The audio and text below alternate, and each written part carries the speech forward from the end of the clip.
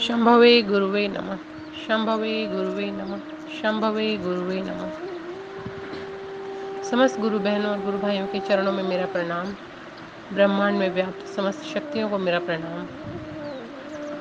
माता भवानी और हम सबके गुरु भगवान शिव को मेरा प्रणाम। प्रस्तुत है पुस्तक आओ चलें शिव की ओर, पृष्ठ संख्या 83। अर्थात समस्त कलाओं से परिपूर्ण हे शिव आपको नमस्कार है। पद्म पुराण मूलतः भगवान विष्णु पर आधारित है और उसमें भी शिव को जगत गुरु कहा गया है। पद्म पुराण में उल्लेख आया है, वामदेवम महादेवम लोकनाथम जगत गुरु। गुरु शब्द की परिधि में सभी प्रकार के गुरु आते हैं, यथा सदगुरु, जगत गुरु। जिस प्रकार शिक्षक शब्द की परिधि में प्राथमिक, माध्यमिक एवं महाविद्यालय के शिक्षक भी आते हैं, स्पष्टतः गुरु पद के साथ सदगुरु एवं जगत गुरु पद की व्याख्या होगी तो शिष्यों की कोटि निर्धारित होगी। शिष्य में भी 3 श्रेणियां मानी जाती हैं, यथा साधन सिद्ध, कृपा सिद्ध तथा नित्य सिद्ध। साधन सिद्ध शिष्यों को गुरु साधना क्रिया आदि से सिद्ध बनाते हैं, निकट बैठाकर शब्द से, स्पर्श से और वाणी से ज्ञान देते हैं। सामान्यतः जिन शिष्यों में कर्म करने की उत्सुकता होती है उन्हें साधन सिद्ध गुरु मिलते हैं। शिष्य साधना पथ में श्रांत और क्लांत हो जाता है तो उसे कृपा सिद्ध गुरुजनों का सानिध्य मिलता है। ऐसी स्थिति में गुरु मात्र अपनी कृपा अथवा दया से शिष्य को सिद्ध बनाते हैं। नित्य सिद्ध की श्रेणी में वे शिष्य आते हैं जो पूर्व सिद्ध हैं, उन्हें साधना की आवश्यकता नहीं पड़ती,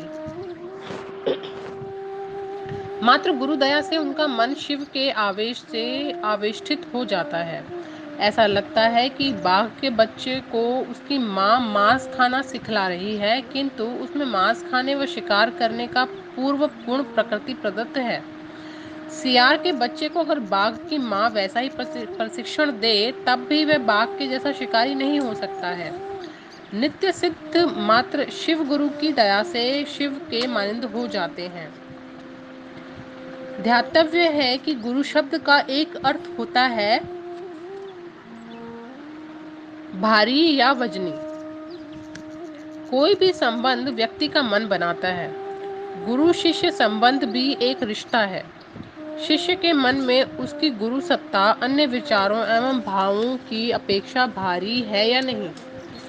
भारी आदि यदि है तो गुरु से शिष्य के संबंध प्रगाढ़ होंगे ही, किंतु अगर जागतिक आकांक्षाएं और ऐषणाएं मन में गुरु से अधिक वजनी हैं तो गुरु शिष्य संबंध अत्यंत हल्का होगा और शिष्य पर गुरु की दया लगभग निष्प्रभावी होगी।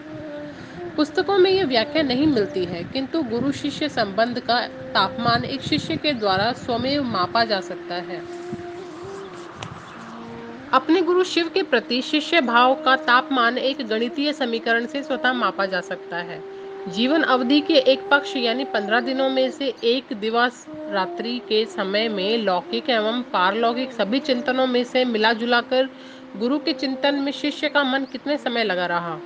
जिस प्रकार अनेक व्यस्तताओं के बीच किसी प्रिय पात्र द्वारा दिए गए कार्य की स्मृति सतत अनायास बनी रहती है, उसी की भांति गुरु अथवा उनके द्वारा निर्दिष्ट कार्य का स्मरण शिष्य भाव की परिभाषा है।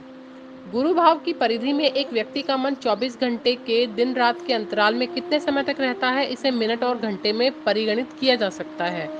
स्वाभाविक है कि अपनी प्रिय वस्तुओं अथवा पात्र के विषय में व्यक्ति स्वतः अपेक्षाकृत अधिक सोचता है।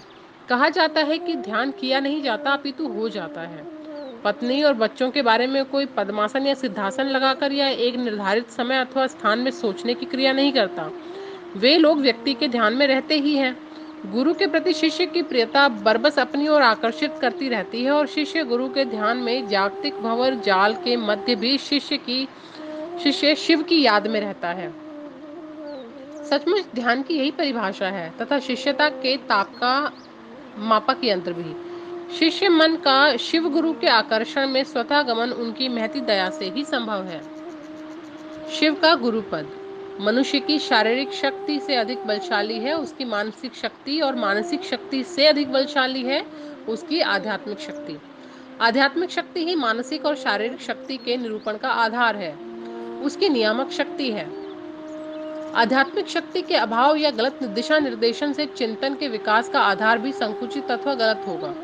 मनुष्य की विचारधारा भी संकुचित होगी। फलतः मनुष्य अपने निजी दायरे से बाहर परहित एवं मानव हित का चिंतन नहीं कर पाएगा। अब तक गुरु ही आध्यात्मिक आलोक स्तंभ का कार्य करते आए हैं। गुरु पद मूल रूप से आध्यात्मिक शक्ति के विकास का प्रेरणा स्रोत रहा है। गुरु शिष्य को शिव बनाते हैं। शिष्य में अपरिहार्य रूप से अंकुरित जागतिक आकर्षण के परिमार्जन के भार को गुरु ही स्वविवेक से वहन करते हैं। वाराहोपनिषद का कथन है, दुर्लभो विषय त्यागो दुर्लभो तत्व दर्शनम दुर्लभो सहजावस्था सदगुरु करुणा बिना। महादेव की पूजा परमात्मा जगत गुरु मृत्युंजय देवाधिदेव आदि रूपों में होती आई है। जगत गुरु के रूप में वे सर्व सिद्धेश्वर सिद्धो योगींद्राणाम गुरु हैं। महादेव आदि गुरु हैं एवं आध्यात्मिक साहित्य मूलतः शिव पार्वती संवाद है। दक्षिणामूर्ति उपनिषद में महादेव को आचार्येंद्र कहा गया है और उनकी मौन व्याख्या ही परब्रह्म तत्व को प्रकट कर देती है। संत ज्ञानदेव ने कहा है कि जगत गुरु से अभिहित होने वाले भगवान शंकर द्वारा उपदिष्ट साक्षात ब्रह्म विद्या जो दया से निरंतर आर्द्र है, वह संसार में सदैव विजयिनी है। हम उसे सर्वदा नमस्कार करते हैं। आज के लिए इतना ही। आप सभी गुरु बहनों और गुरु भाइयों के चरणों में मेरा प्रणाम। सबको बहुत बहुत धन्यवाद। आप सबका बहुत आभार।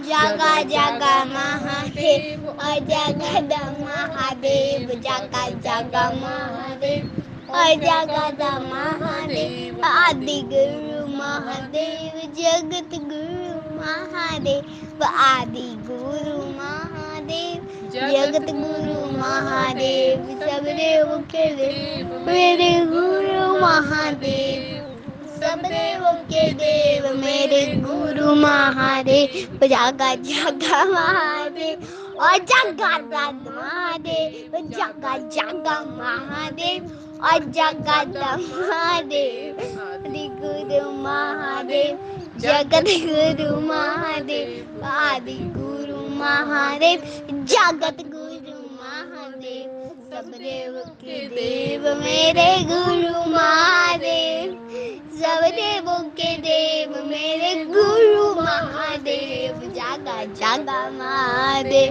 और जगा महादेव जगा जगा महादेव और जगा महादेव शंभवे गुरुवे नमः शंभवे गुरुवे नमः शंभवे गुरुवे नमः शंभवे गुरुवे नमः।